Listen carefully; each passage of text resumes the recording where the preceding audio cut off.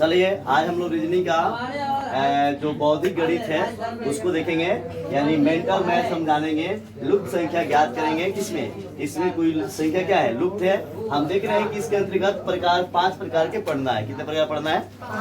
5 प्रकार के। तो आप लोग एक एक करके सब समझेंगे। पहला जो हमारा क्वेश्चन सुनगा, पहला प्रकार में जो हमारा अभ्यास भी बनाया गया होगा वो आपका क्या होगा? जोड़ पर आधारित प्रश्न होगा। किस पर आधारित होगा? मतलब इसमें जो मेंटल मैथ जो आता है ना, इसमें क्या होता है, आपकी मतलब बौद्धिक क्षमता को देखा जाता है। ठीक है, कि आपके कितना आप अपना बौद्धिक क्षमता लगा पा रहे हैं। तो देखो, जोड़ पर आधारित होगा, दूसरा होगा गुणा या गुणज पर आधारित होगा, तीसरा होगा वर्ग पर आधारित, चौथा होगा घन पर आधारित, और पांचवा होगा इन सभी से मिलाकर। 5 प्रकार के प्रश्न से क्या होंगे? देखने को मिलेगा। तो पहला बात यह है कि हमें वर्ग याद होना चाहिए। वर्ग क्या होता है? जैसे मान लो कि बाकी जोड़ घटाओ गुणा भागा तो आप लोग आता होगा। जैसे वर्ग है, जैसे एक का वर्ग, एक का वर्ग का मतलब एक को कितना वर्ग रख दीजिए? 2 वर्ग। कितना आएगा? 1 आएगा। जैसे मान लो 3 का स्क्वायर, तो 3 गुने क्या लिखे? 3। इसमें कितना आ गया? 9। तो ये आपको याद रखना होगा। क्या करना होगा? याद रखना होगा लगभग 25 तक। कितना तक? 25। जैसे आपसे पूछा जाए 16 का स्क्वायर कितना होता है, 16 का वर्ग कितना होता है, तो क्या होता है? 256 होता है। ठीक है, तो उसी प्रकार से घन को भी याद रखना है। घन को भी मैंने लिख दिया है, इसमें ज्यादा जगह नहीं सकता, इसलिए मैंने क्या लिखा है? 1 का क्यू। इसको क्या बोलते हैं? क्यू कहिए या घन बोलिए। तो 1 का घन 1, 2 का घन कितना 8, 3 का घन कितना 27, 4 का घन कितना 64, 5 का घन 130, 6 का घन 7 का घन 340, 8 का घन 512, 9 का घन 720 और 10 का घन 1000। ठीक है, तो इतना तक ये एकदम दिमाग में रखना है, याद करके। और कितना तक? वर्ग कितना तक? 25 तक। बाकी जोड़ घटा। अब देखिए इसमें करना क्या है, इसमें लुप्त संख्या को ज्ञात करना है। किसको ज्ञात करना है? अब देखिए यहाँ पे क्या किया है, यहाँ पे 32 आया, तो देखो कि कैसे किया है। 24 8 कितना होता है? 32। फिर यहाँ 32 से 14 18 कितना हो जाएगा? 32। इसको देखो,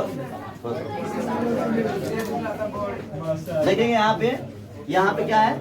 24 है। ठीक है, 24 8 कितना हो गया? और 14 18 कितना हो गया? 32। उसी तरह 65 13 5 3 8 6 1 7 6 2 8 5 2 7 78 हो गया। उसी तरह इसमें भी जोड़ेंगे। 18 तो कितना हो जाएगा? 16 4 इसका 20 हो गया। बात समझ लेना। देखिए इस पर तो कितना आसान है, बन जाएगा नहीं बन जाएगा? दूसरा नंबर देखो, ये आपके क्या है? इसमें देखो, यहाँ पे देखो 24 कैसे लाया है? 4 2 6 और 6 3 8 नहीं होगा।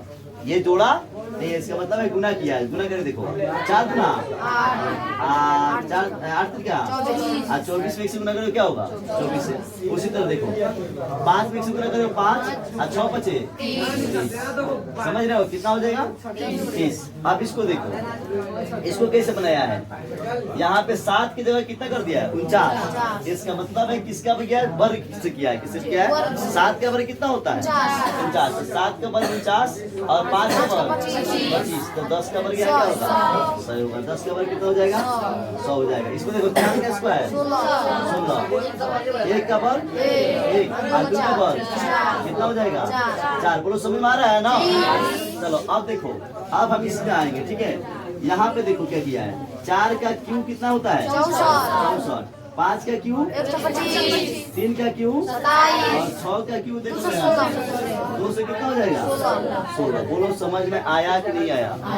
तो पूरा अभ्यास आपका क्या हो जाएगा? समाप्त हो जाएगा। आराम से आप घर पे बना लीजिएगा। फिर जहाँ प्रॉब्लम होगा क्या कीजिएगा?